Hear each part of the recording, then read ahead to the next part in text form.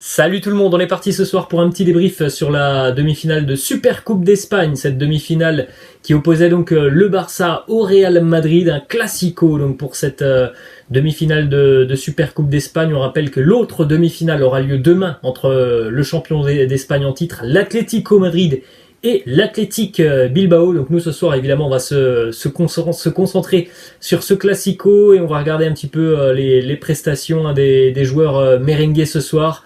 Alors déjà premièrement, qualification pour le Real Madrid qui sera donc présent dimanche pour la finale de la Super Coupe d'Espagne. Le Real s'impose après prolongation face au FC Barcelone sur le score de 3-2 dans un match qui a été vraiment très sympa à suivre. Vous pouvez me laisser d'ailleurs en commentaire ce que vous en avez pensé parce que c'était un match très très rythmé. Le Real a rendu coup pour coup au Barça qui a aussi eu vraiment de bonnes séquences sur cette rencontre. On pouvait se dire que le Real allait quand même largement dominer cette rencontre par rapport à ce que l'on voit surtout en championnat depuis quelques semaines, voire quelques mois maintenant. Ça n'a pas été une domination aussi nette du Real Madrid ce soir. Évidemment que le Real a montré sa supériorité, mais il y a quand même eu de grosses séquences côté catalan ce soir.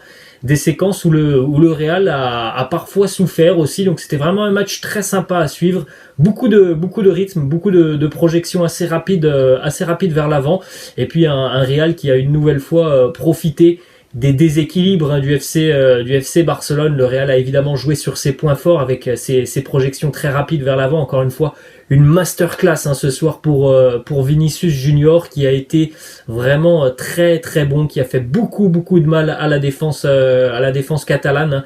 Il est tout simplement insaisissable.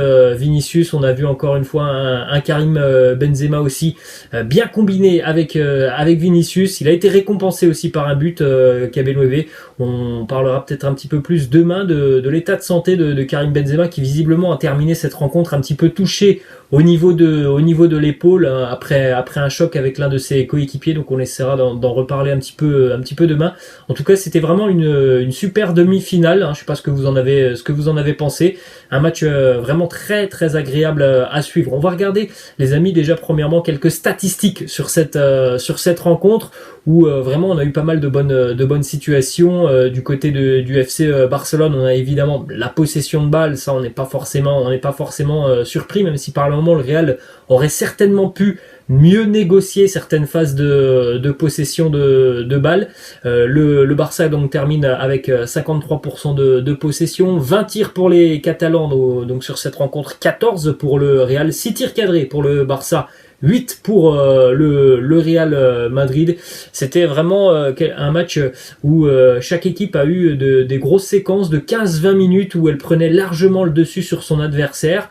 Sur le début de rencontre, sur les 25-30 premières minutes, on a vu un Real très à l'aise se projeter rapidement vers l'avant, et puis sur le dernier quart d'heure de la première période, ça a été compliqué, vraiment compliqué pour les merengues. D'ailleurs, le Barça a égalisé, puisqu'on n'a pas dit, mais les buteurs de cette rencontre, on a donc l'ouverture du score de Vinicius, très bien servi par Karim Benzema, l'égalisation juste avant la mi-temps.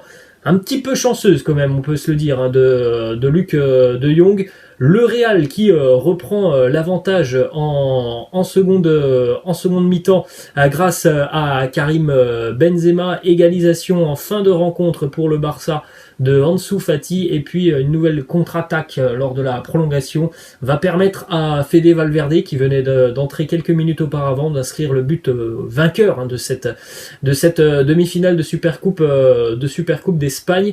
Donc on va noter évidemment, les amis, le 11 du Real Madrid. On va déjà regarder la composition de Carlo Ancelotti pour ce classico. Alors déjà, ce qu'il faut savoir, c'est qu'il y a eu un petit changement de dernière minute juste avant cette rencontre, puisque David Alaba a ressenti une gêne avant la rencontre. Donc David Alaba, qui devait normalement être titulaire, n'était finalement pas présent. Donc on avait ce 11 du côté du Real, avec évidemment Thibaut Courtois dans les buts, Nacho et Eder Militao pour la charnière centrale côté gauche, Ferland Mendy côté droit, Dani Carvajal, et puis évidemment le trio au milieu de terrain avec Casemiro, Modric et Toni Kroos. Et on retrouvait donc en attaque, alors ça c'était aussi un choix, on en avait parlé hier, un choix de Carlo Ancelotti qui hésitait entre Marco Asensio et Rodrigo. Il a choisi l'option Asensio Asensio. Asensio sera d'ailleurs remplacé en seconde mi-temps. Karim Benzema évidemment au poste de numéro 9 et puis sur le côté gauche, Vinicius Junior. On va démarrer avec la note de Thibaut Courtois. Bon, il ne peut pas grand chose. Hein, Thibaut Courtois sur les deux buts qu'il a encaissés. Le premier est quand même relativement chanceux pour Luc de Jong à la suite tout simplement d'un dégagement raté de la part d'Eder Militao. Il a sorti de gros arrêts aussi Thibaut Courtois, notamment sur des têtes de Luc de Jong en première période, sur des frappes aussi à l'entrée de la surface de réparation d'Ousmane Dembélé. D'ailleurs, Ousmane Dembélé était vraiment quasiment le seul élément dangereux du côté du FC Barcelone. C'est un peu particulier de voir que le Real a fini par cadenasser Ousmane Dembélé à partir de la 70e minute. Il aurait certainement fallu être beaucoup plus proche et certainement aussi utiliser une prise à deux un petit peu plus tôt dans le match, parce que Dembélé a quand même fait des misères sur son côté. Donc une note plus qu'honorable pour Thibaut Courtois. C'est un bon match malgré les deux buts encaissés où il ne peut absolument rien. Ensuite, on enchaîne les amis avec le duo en défense centrale Nacho et Eder Militao. Je les ai trouvés les deux très en difficulté, notamment sur des phases aériennes sur la première mi-temps. J'ai trouvé Nacho peut-être un petit peu mieux que Eder Militao, mais les deux pour moi méritent la note de 4 parce que sincèrement Militao il est coupable sur le premier but catalan parce que c'est une erreur, le dégagement qu'il veut faire. Il veut tout simplement relancer le ballon sur le terrain. C'est absolument pas une chose à faire à cet endroit du terrain, juste devant ton but. Tu dois envoyer le ballon soit en corner, soit en touche, mais tu ne dois pas envoyer le ballon dans la direction opposée où un attaquant peut éventuellement arriver en sprintant. C'est ce qui s'est passé avec Luc de Jong. Et on parle aussi du deuxième but où Eder Militao n'est absolument pas au marquage sur Ansu Fati.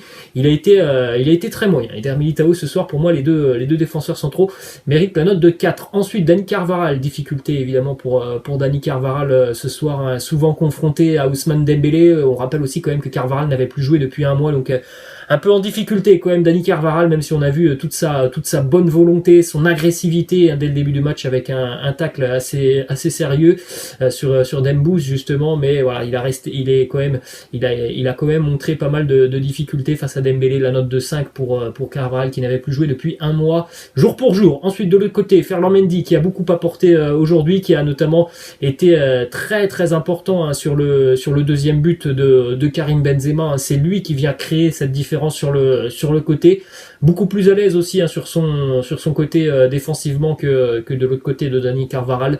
La note de 6,5 allez, pour Ferland Mendy. Ensuite au niveau du milieu de terrain, masterclass pour Luka Modric. Il y a rien à dire, on connaît tous les prestations de Luka Modric qui a une nouvelle fois fluidifié le milieu de terrain, un petit peu plus en retrait Casemiro et Kroos qu'on a un petit peu moins vu, notamment sur les projections vers l'avant, mais en tout cas le travail était plutôt bien réalisé défensivement par les deux joueurs. La note de 6 pour les deux, et Luka Modric pour moi c'est la note de 7,5. Ensuite on va terminer donc les amis avec les notes des trois attaquants. Merengue, Vinicius pour moi a été très très bon ce soir, la note de 8. Tout ce qu'il a tenté, il l'a quasiment réussi. Il a marqué, franchement, c'était encore une fois un très très grand Vinicius ce soir. On sent vraiment un joueur qui est très très en confiance. Pour Karim Benzema, c'était parfois difficile pour Kabenwebe qui avait besoin de beaucoup les crochets, mais il est quand même récompensé de ce but. Quelques minutes plus tôt, il avait touché aussi le montant. Il a aussi délivré la passe décisive et la bonne récupération sur Sergio Busquets lors du premier but. Donc encore une fois, ça reste quand même un très très bon match pour Karim Benzema. La note de 7,5 aussi pour Kabenwebe. Puis en ce qui concerne Marco Asensio, assez décevant Marco Asensio.